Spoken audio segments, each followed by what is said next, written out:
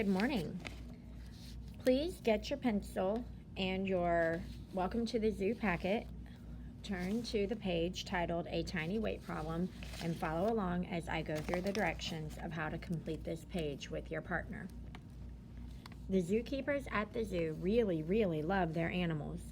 They love their animals maybe just a little bit too much.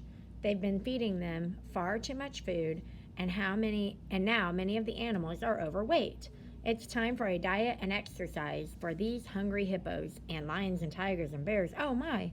Fill in the blanks on the chart so that all of the sections are filled in. The first example is done for you. The gorilla, this says normal maximum weight, should always weigh no more than 400 pounds. So 400 pounds is the ideal weight for the gorilla.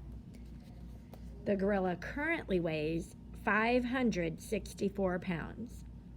That means we have to subtract 564 minus 400, and then we get 164 pounds. When you're working on this page, I want you to turn to the next clean page in your red notebook. I want you to title it A Tiny Weight Problem, and I want you to put the current date. If you are completing this activity on Tuesday, the date is September 20th. So for the gorilla, I would have, if it had not been completed, subtracted 564 minus 400 to get 164 pounds. Now let's look at the African elephant together. It says that the normal maximum weight, which should be 15,000 pounds. It also says that the elephant needs to lose 120 pounds. So let's think about that. If the elephant needs to lose 120 pounds, that means it weighs more than 15,000 pounds. So I would need to add 15,000 plus 120 to know that the elephant weighs currently 15,120 pounds.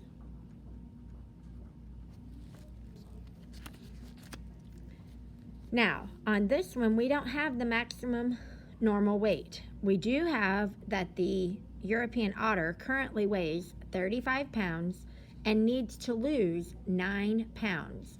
That means that the maximum weight is 9 pounds less than 35. So to complete that blank, I need to do 35 minus 9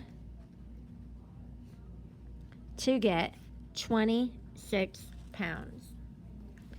So basically, when you are trying to find a number in one of these two columns, you're going to need to subtract.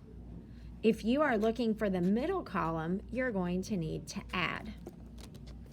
You need to make sure that your work is neat and organized and that I could easily find it. Once you have completed the table, come to the bottom. Well, she sure is right about us loving our animals. We're starting a strict diet and exercise plan for our four-footed friends to shed some pounds. Figure out how much daily activity they'll be receiving once we begin. Too bad elephants can't fly. On this portion and this portion, you're going to need to use the cube strategy. The elephant exercise schedule has expanded from just 30 minutes a day. They will now take a 25-minute guided walk in the morning, a 35-minute guided walk in the afternoon, and a 45-minute guided walk in the evening. How much extra exercise will they be receiving? So, what we're asking is, how much more than the 30 minutes will they be receiving?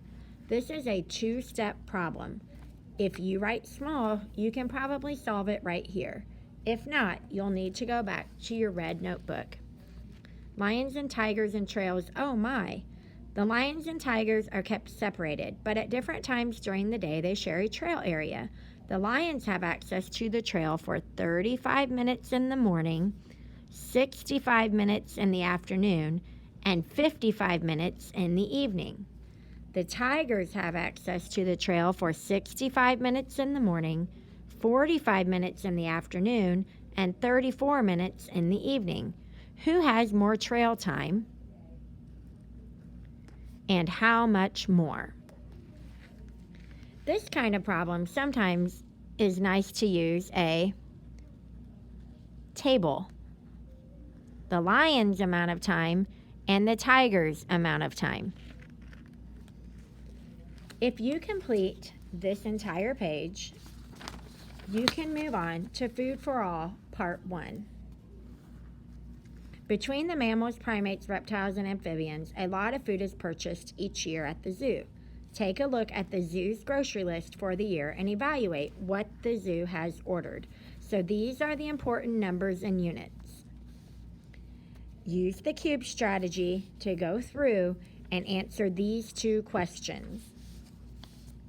Then there is another table. Notice this word difference means there's going to be some sort of subtraction between the cost to buy and the money made. So for example, the zoo features a giraffe and elephant feeding experience where zoo patrons can feed the animals. The data below shows how much money the zoo spends on the food to feed the animals and how much money they make off of zoo patrons buying food to feed the animals. Fill in the blanks to make the data charts complete. The lettuce cost $550, and the difference, the money made on the zoo patrons is not available. But when we subtract, we know it would be $685. So this number minus this number needs to equal $685. That means I'm going to have to add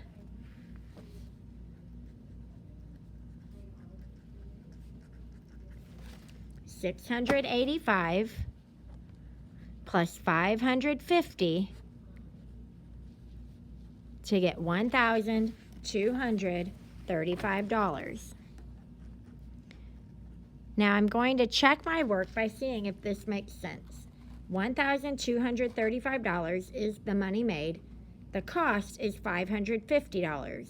The difference between these two numbers is $685. Now, on this one, we're missing the difference. That means I need to subtract $345 minus $325, making my difference $20. So on this table, if you are looking for this column, you need to subtract. If you are looking for either of these columns, you will need to add. Get busy and work hard.